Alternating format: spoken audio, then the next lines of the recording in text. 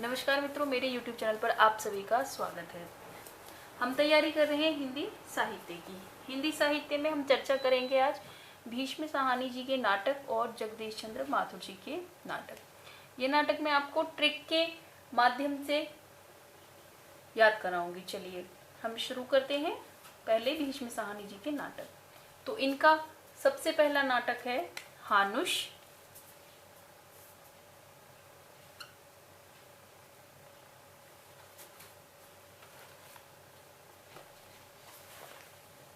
इनका सबसे पहला नाटक है हानुष।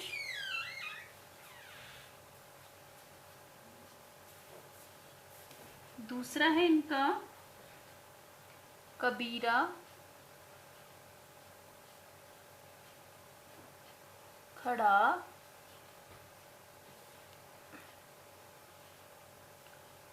बाजार में। तीसरा है इनका माधवी।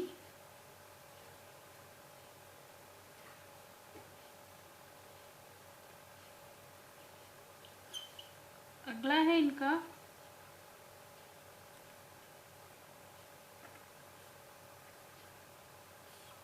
मुआवजे।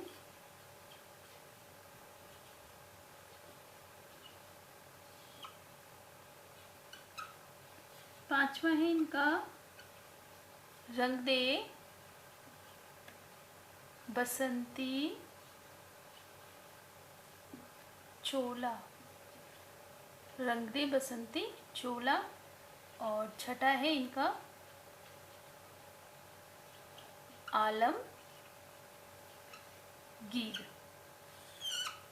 पहला है इनका हानुष, कबीरा खड़ा बाजार में।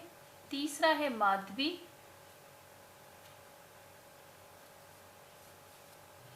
चौथा है मुआवजे। पांचवा है रंग दे बसंती चोला। और छठा है इनका आलमगीर। इनके प्रकाशन वर्ष देख लेते हैं। अब देखिए इनके प्रकाशन वर्ष अगर हमें ये पहला भी याद हो गया तो भी हमारे सारे याद हो जाएंगे। जैसे कि देखिए इसमें से क्या आवाज आ रही है? हाँ नो श। क्या आवाज आ रही है? श। तो हमारी जब हम काउंटिंग लिखते हैं, गिनती लिखते हैं, तो उसमें स किस में आता है? सात में। स किस में आता है? सात में। तो इनका प्रकाशन वर्ष क्या हो जाएगा? हाँ नुष स सात 1977। इसका है 1981। माधवी का है फिर माधवी पांचवी यानी कि 85। माधवी पांचवी 85। कबीरा खड़ा बाजार में, खड़ा एक आ जाएगा। मुआवजे 1993। रंग दे बसंती चोला 98। और आलमगीर का है 1999। देखिए मैं अब आप इसको बहुत ही अच्छी से ट्रिक के माध्यम से आपको फटाफट से याद करा देती हूँ। हानुष, इसकी ट्रिक क्या बनेगी? देखिए हानुष हानुष हानुष बाजार में। हानुष बाजार में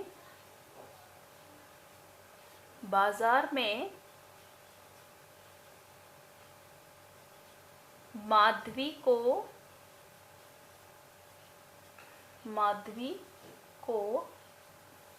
आवाज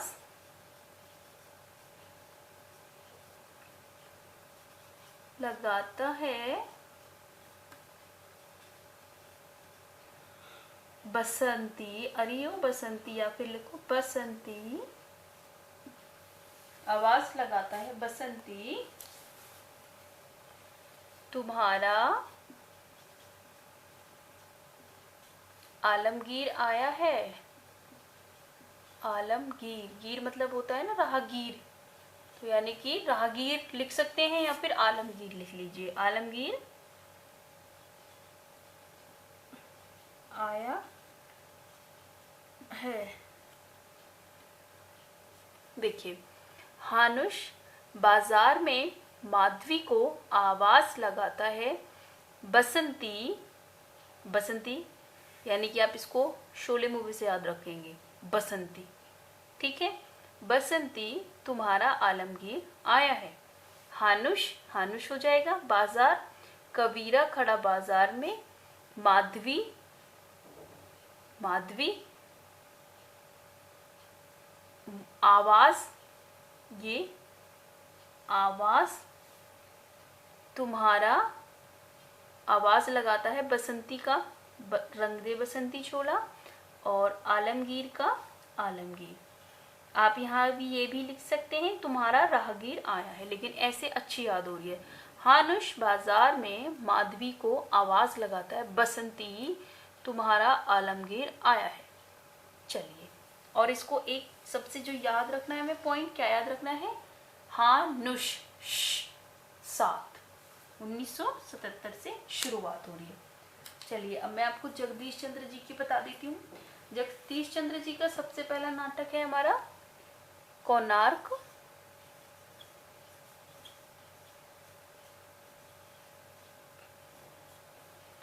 दूसरा है इनका शारदिया,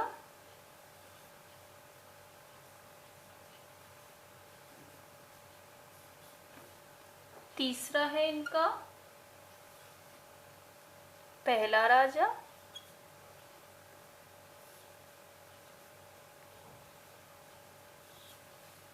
चौथा है इनका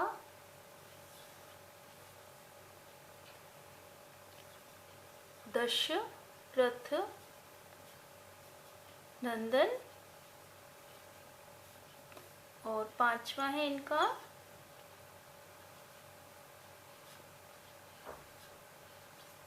रघुकुल रीति। देखिए अब इनकी प्रकाशन वर्ष हम कैसे देखेंगे, देखिए पहला नाटक है इनका कोणार्क, शारदिया, पहला राजा, दशरथ नंदन और रघुकुल रीति। रघुकुल रीति है इनका लास्ट का।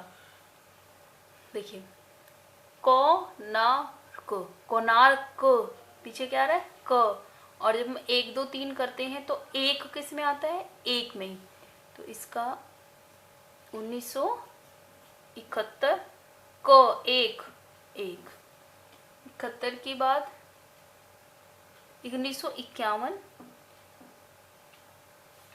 आप 5 कैसे लिखेंगे, कितने अक्षर हैं, 1 2 3 4, 4 अक्षर हैं, और 4 के बाद 1 5, 4 में 1 जोड़ा तो 5।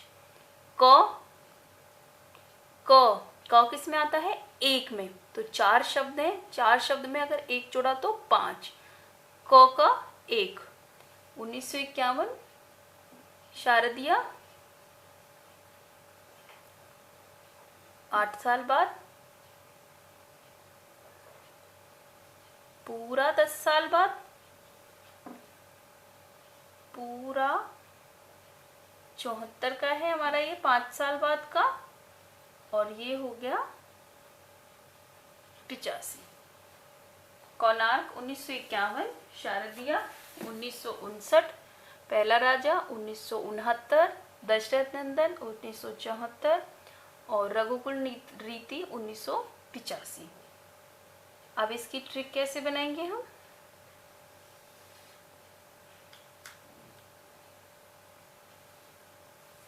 कोणार्क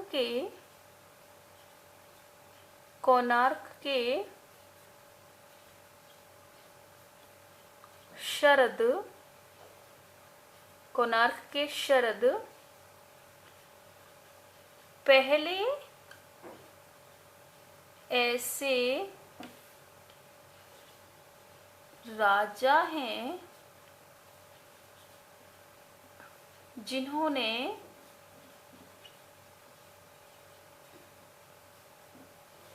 दशरथ जी की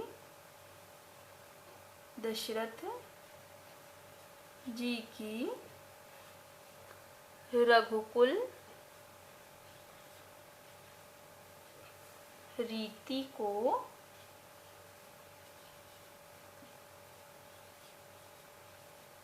अपनाया है। कोणार्क के शरद पहले ऐसे राजा हैं जिन्होंने दशरथ जी की रघुकुल रीति को अपनाया है। कोणार्क का यहाँ कोणार्क आ जाएगा। शरद मतलब शारदिया, पहले राजा पहला राजा, दशरथ दशरथ नंदन, रघुकुल रीति रघुकुल रीति।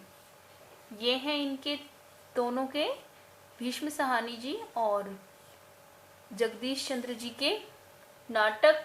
ऐसा कोई भी एग्ज़ाम टीचिंग का या किसी भी चीज़ का आप ले सकते हैं जिसमें हिंदी आता हो, तो उसमें कोई भी एग्ज़ाम ऐसा नहीं है जिसमें ये ना पूछे जाएं। तो ये दोनों ही नाटककार किसी भी एग्ज़ाम की दृष्टि से बहुत ही महत्वपूर्ण है। अगर आपको ये वीडियो अच्छा लगा हो तो प्लीज़ लाइक, शेयर और कमेंट ज़रूर करके मेरा ज़रूर